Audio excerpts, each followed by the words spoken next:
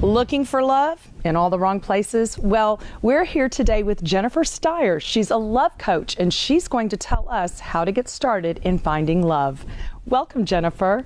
Thank you. So, how does one go about finding a life mate, someone that they can love for forever? Well, it always starts with ourselves. If we are going to go into a life relationship, we have to be whole first, just as our partner does.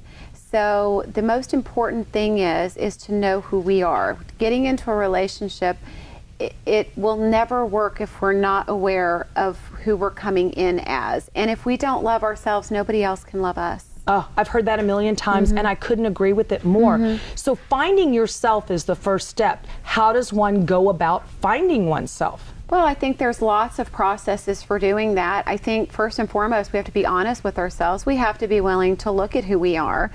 Everybody has aspects of themselves that are positive or they perceive negative.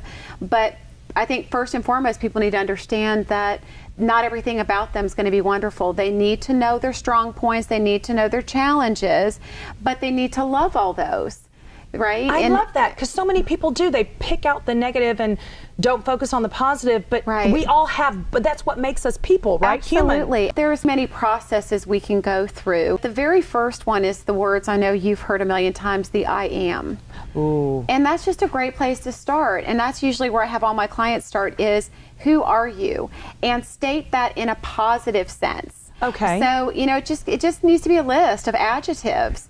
But we need to define ourselves when we do that. Like, I am love, I am kindness, I am compassionate. We need to make sure that those are words that describe our soul versus how society describes us or our friends would describe us. Or how we would want to describe us. Or our role in society. Like, people want to go, oh, I'm a mother, I'm a sister, I'm a friend. Who are you as a person, as an individual? What makes you you? A lot of people, I think, you know, stop themselves from finding love because they're constantly saying what they deserve. What do you say when people bring up the word deserve? Well, it's funny because I think that the thing that stops people in the deserve category from finding love is not feeling like they deserve love. So it's a worthiness factor. So I think that there's two ways in which we could look at I deserve. The I deserve, like you spoke of, where it's the ego speaking and it's an expectation. Like, I deserve this as an entitlement. But there is the element of I deserve from a worthiness standpoint. Like, I am a child of God. You know, I deserve love. I deserve kindness. You know, we deserve to get back what we give. At least I say that a lot, and I feel that. I totally agree with that. I always say whatever you put out in the universe, it's going to come back at you. So yeah, you whatever want it to you come don't, back. Whatever you're not receiving is something you're not giving. So yeah, never thought of it that way, but that's a good way to look at it too. You know, and when you say expectations, is it okay to have expectations? No. Okay. All right. Absolutely not, because expectation is one of those things that it's something that we are holding somebody else to a standard. An expectation is trying to make somebody be who they're not, who we want them to be. And an intention is good for ourselves when we're setting intentions, not expectations for ourselves, but intentions. So at least it's putting something out there for us. But an expectation in a relationship only sets somebody up for failure. For failure, really, you know, and for you to say, I am, you've got to come into a relationship with somebody else and they have their I am list. It's not I am, you are. It's I am, you am. You know, okay. It's not really you am, but you know what I'm saying. It's being able to see each other that way, from that standpoint, versus I am this and I need you to be that for me.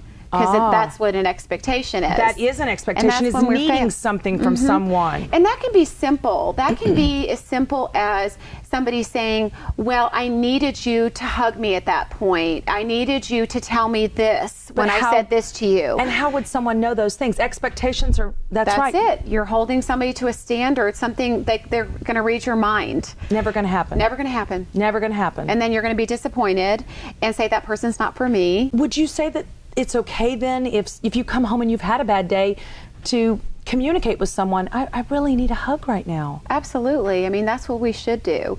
I think that that is where people tend to go wrong, especially women. Men want to please women.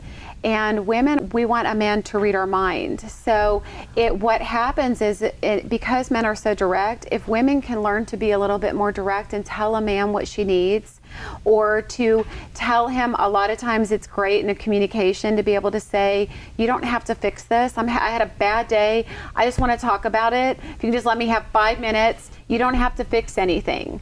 All I want to do is vent, all I want to do is vent and get it out, and then we can leave it behind and have a glass of wine and do whatever we're going to do. I love that. But it's just creating that space for it and telling him that he doesn't have to do anything about it. That communication, definitely. And if you would like to be inspired, well, then check out Jennifer's Facebook page. It's Jennifer Styers, the Love Coach. And if you'd like more information about her coaching, check her out on the web at www.jenniferstyers.com. Thank you so much for coming and sharing this. Thank you for having me. Positive life.